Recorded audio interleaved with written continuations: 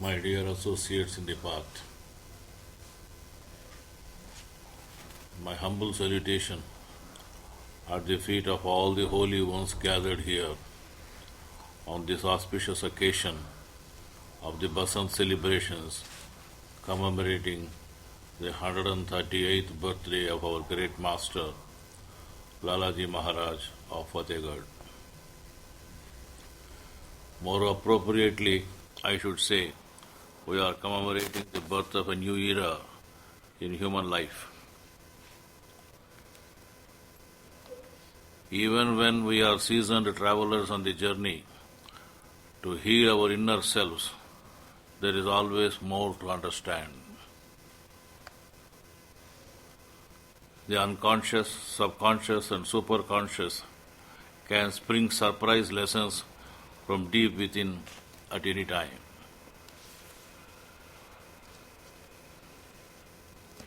These surprises, which are positive as well as negative, need not scare us.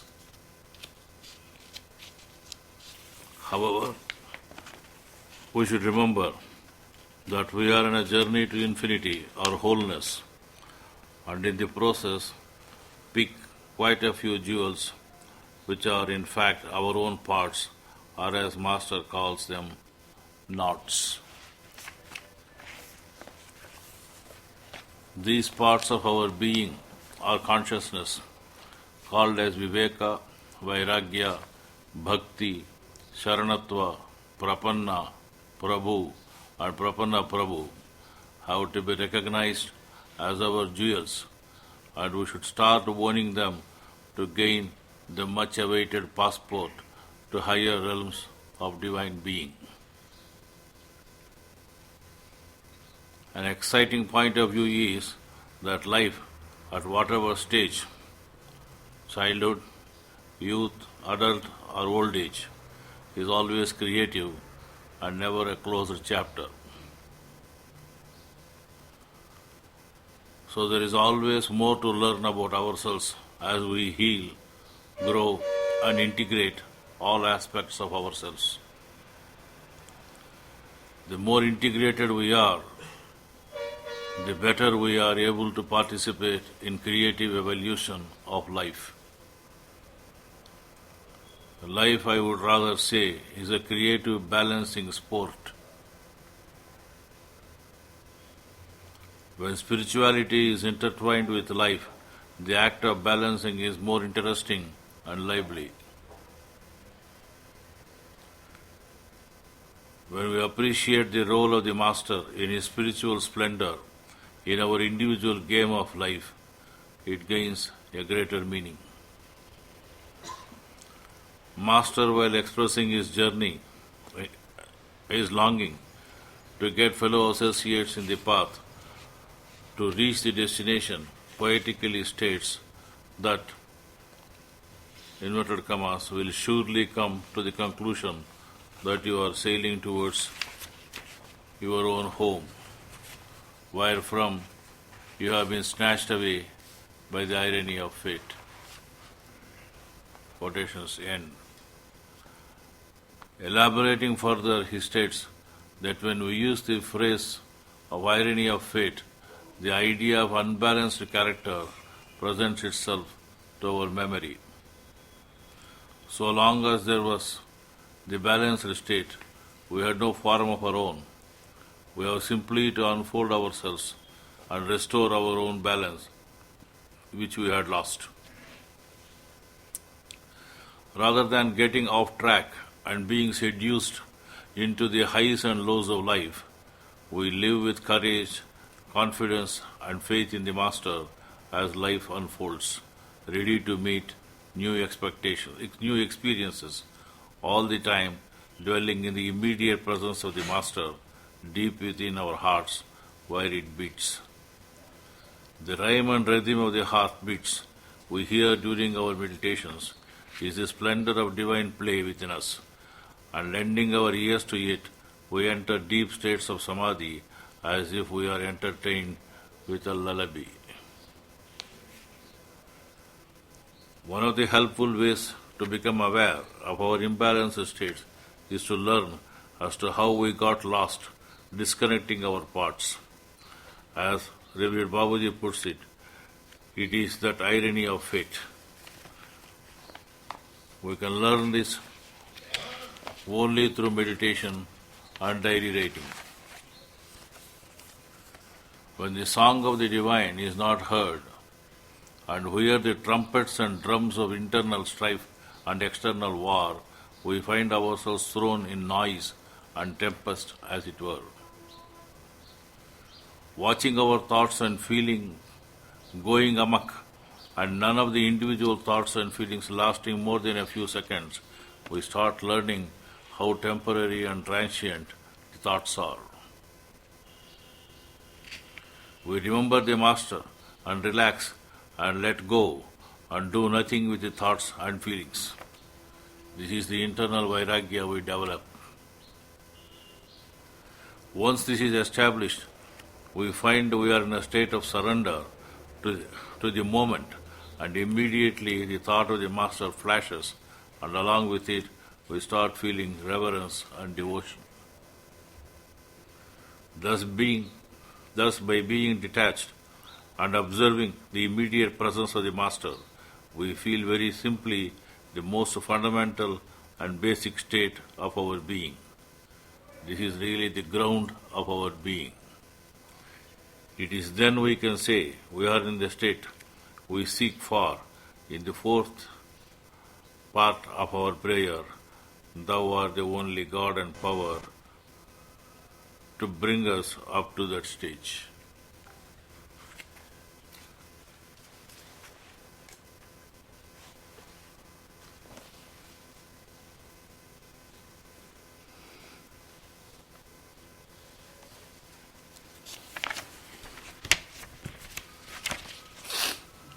The logic behind this is the power of thought.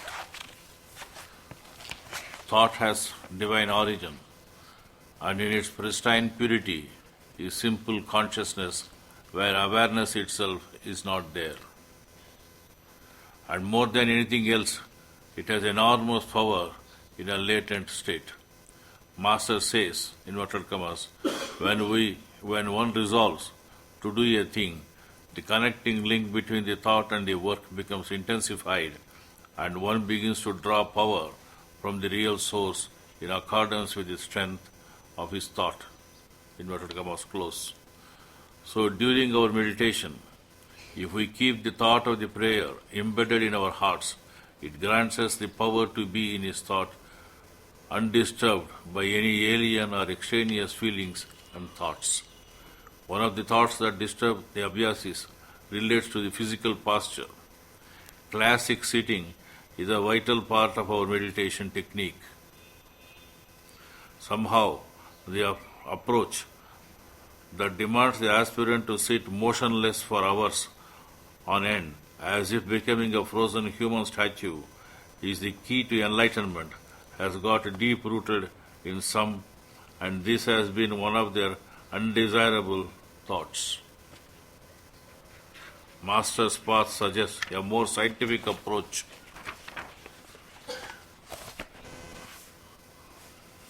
to not making the human body as our enemy, but rather work with our natural physiology to allow more intense meditation with less effort and discomfort. If the aspirant is clear about this concept, he may not gloat around with an idea that he is as stable as a rock during meditation, or suffer a feeling of incapacity to be such a rock. Surely masochism is not an effective path to self-realization. It is the general principle that we keep our place of meditation lit. It is because meditating in a darkened room presents fundamental physiological problems. When we sit quietly with our eyes closed in darkness, our brain interprets the situation as a signal to start shutting itself down for sleep. We are informed by scientists that sleep-inducing hormones such as melatonin are released at the same time our heart rate and circulation are reduced due to lack of movement. we feel swept away on a sea of quiet relaxation. This pleasant experience may be a type of hypnosis and should not be construed as meditation at all. If the aspirants were to bend the head such that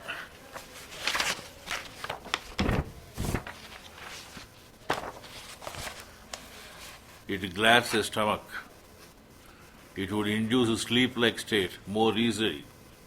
Meditation means that we are relaxed as if sleeping, but our consciousness has to be fully and intensely awake. Therefore, it's a general principle that when we meditate, closing our eyes, the room should be lit so that significant amount of light passes through our eyelids. The prayer of our system is very vast in scope and needs to be understood carefully. Surely seeking desires and wants is a part of family life. There is always the primary need to exist so that we can do our duty. To feel our existence and assure ourselves of our identity, we want to survive, create, procreate, and build our families and wealth and develop our ideas and ideals.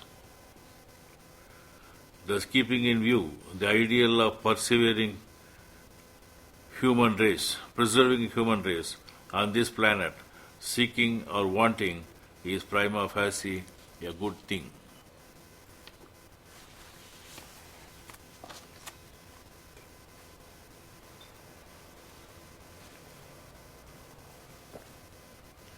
Therefore, the sentence, "We are yet but slaves of wishes," putting bar our advancement in the prayer, needs careful examination.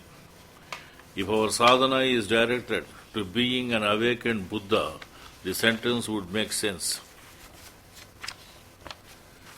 In the manner in which the recluses think. But then we are committed to realizing the family life itself and have no desire. Is there a desire to become a recluse, even if it were to be an enlightened recluse? Desires create duality, the person who desires and the object of desire. Buddhism taught that desire is a root cause of suffering and advocated the abolition of wanting mechanism entirely.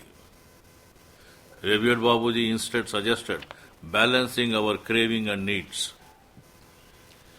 Further, he advocated that every thought of ours be taken as an injunction from the Master and develop a detached perspective as to the outcome of efforts of need gratification. We are not slaves of desires and wishes as such, but slaves to the results of our action leading to satisfaction of desires. In the philosophy of recluses, not wanting means not wanting anything, not just dropping the desire for sex, money and power, but also dropping the desire for justice, family and nation. It is not what we want that matters. It is the wanting mechanism itself that is the barrier, and according to them has to be abolished. This will not apply in a family setup. Whatever may be the merits of deep meditation, reason and norms of society cannot be dispensed with in a civilized world. The half-naked fakirs and totally naked Jains are not specimens of human perfection. The call for such abdication given by the orders of renunciation is not acceptable to a rational being. Ending the wanting mechanism brings time to a halt, annihilates the future and the past, and plays no part in its expression. The natural path wants us to be responsible persons, committed to common good and welfare of the society. Deep meditation is a giant leap beyond our petty wishes and desires, and not of logic and the norms of society. It is dissolving into infinity to become aware of our insignificance, and is a state into which we enter and come back wiser and cohesive, and we see the grandeur of his manifestation, called in tradition as Leela. Though we get into such a state due to the blessings of the Master. To remain in that state requires a total commitment and dedication to the divine and our developing a capacity to view all that is in creation with the point of view of the Manas Monadam, God. It is true that very few humans have been able to manage that radical transformation totally, but the possibility of every human being reaching that condition is what the natural path promises, provided one follows the system in letter and spirit. We have an uncanny method of cheating ourselves of the chosen objective of life. Infinite are the methods by which we try to cheat our conscience. A sincere aspirant once wrote to me during morning meditation, this is in inverted commas, during morning meditation, thoughts related to having second child for service to the Master and betterment of humanity. Felt like someone begging, pleading to have birth, and quite surprised with experience. Inverted commas end. What a way to conceal the carnality. What a mischievous way of bringing in the Master into the picture. I felt a bit dazed and much more puzzled when I read the letter of the aspirant. And this during the morning meditation. The importance of the timing to offer our prayer stated by the Master must be remembered, and its implications well appreciated.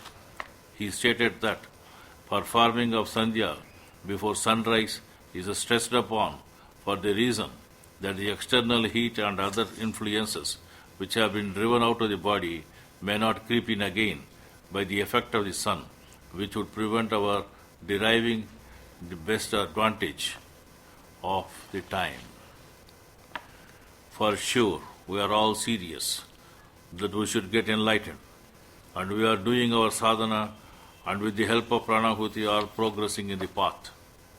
But it is necessary that the thought of the goal of our life is most desirable thing to be achieved.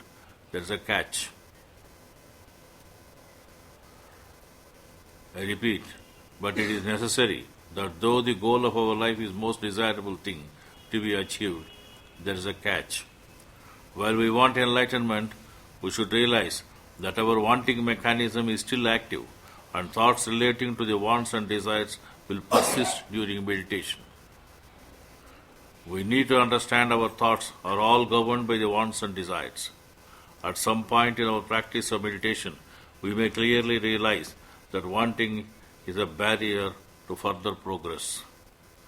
Only when we can perceive this very clearly should we try to step back from the wanting mechanism.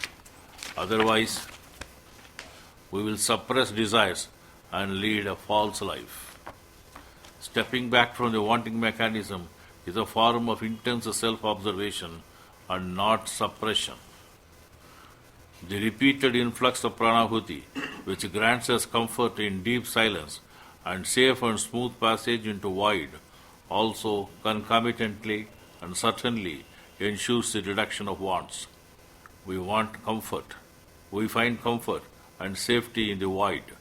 Its certainty and indestructibility is all through palpable. It is something that we should wait for in patience and perseverance. We are left with our only option, that is to pray to the Master. The fulcrum of the balance which we seek is the Master himself, and this is one of the primary realizations we have on the path. I encourage myself and implore you all to pray so that we pray and continue to pray so that prayer may continue. What else is the goal of human life and its perfection? Pranam.